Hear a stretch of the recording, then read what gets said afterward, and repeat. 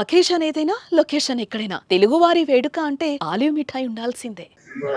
April 22న 27 మంది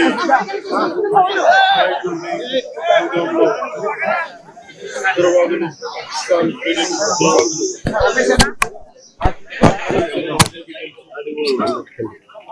పర్యవసానం భారతదేశం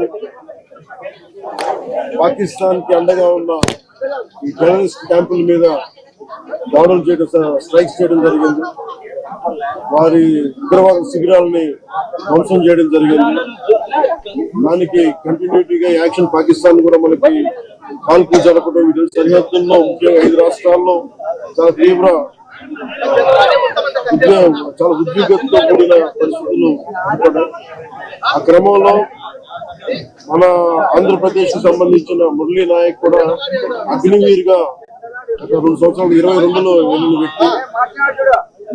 తల్లిదండ్రులతో మాట్లాడుతూ ఉంటే ఒకటే చెప్పాను, నేను దేశం కోసమే పుట్టాను, దేశం కోసమే చనిపోతాను అనేది పదే పదే చెప్తా ఉన్నాడు. ఎందుకు ఆయన మనకు ఆ ఉద్యోగాలను అంటున్నా కానీ లేదమ్మా, నాకు రైల్వే ఉద్యోగం వచ్చినా రైల్వే ఉద్యోగానికి పోలేదు, కేవలం దేశం కోసం పనిచేస్తాను, నేను దేశం కోసం చచ్చిపోతాను అన్న కమిట్మెంట్ ఉన్న వ్యక్తి. కానీ దురదృష్టవశాత్తు చాలా చిన్న వయసులో 23 ఏళ్ల వయసులో తన ప్రాణాలని కోల్పోవాల్సి వచ్చింది. పదే పదే మొన్న కూడా ఏం చెప్పారంటే, నిజంగా ఉగ్రవాదుల తూటాలు కానీ సరిహద్దుల యుద్ధాలు కనుక జరిగితే దాని పర్యావసనం, దాని ప్రాణాలు మొత్తం సమస్త భారతంలో కనిపిస్తూనే ఉంటాయి, దాన్ని ఎక్కువ అవుతూనే ఉంటాయి. దానికి ఒక బలమైన ఉదాహరణ మురళీ నాయక్ గారి మరణం. చాలా చాలా బాధ కలిగించింది. 23 ఏళ్ళ చిన్న వయసు. మన ఎవరు భారతదేశంలో ఎవరు యుద్ధం కావాలని కోరుకోలేదు. మనల్ని సంరక్షించుకోవడంలో మన యుద్ధం చేయని పరిస్థితులు, తప్పక పరిస్థితులు. అలాంటి పరిస్థితుల్లో దీనికి మొదటిది కారణం పాకిస్తాన్ జనరల్, ఆర్మీ జనరల్ కూర్చోబెట్టి రెచ్చగొట్టి ఒక వారం ముందు, ఏప్రిల్ 22 ఒక వారం ముందు రెచ్చగొట్టి ఉగ్రవాదుల్ని ప్రేరేపించి అమాయకులైన మనుషులను చంపించేసి దానికి పర్యవసానమే. ఇక్కడ 47లో వాళ్ళు విడిపోయారు, వాళ్ళకి దాహం తీరల, 4 యుద్ధాలు చేశారు ఇప్పుడు దాకా. సీజ్ ఫైర్ అన్న తర్వాత కూడా సీజ్ ఫైర్ ని వైలేట్ చేసిన ప్రభుత్వం అక్కడ. నిజంగా చెప్పాలంటే ఒక బనానా రిపబ్లిక్. దానికి ఎవరు మాస్టర్స్ తెలియదు పాకిస్తాన్. వాళ్ళు చేసే అరాచకాలు, వాళ్ళు చేసే మనకి స్పాన్సర్డ్ టెర్రరిజం ఇండియాకు ఒక ఇబ్బందిగా తయారైంది. ఇది మన ముంబై దాడులు కావచ్చు, కశ్మీర్ లో ఎథ్నిక్ క్లెన్సింగ్ కావచ్చు, ఇది ఒక రిపీటెడ్ కోయంబత్తూర్ దాడులు కావచ్చు, పేలుళ్లు కావచ్చు, జామా మస్జిద్ పేలుళ్లు కావచ్చు.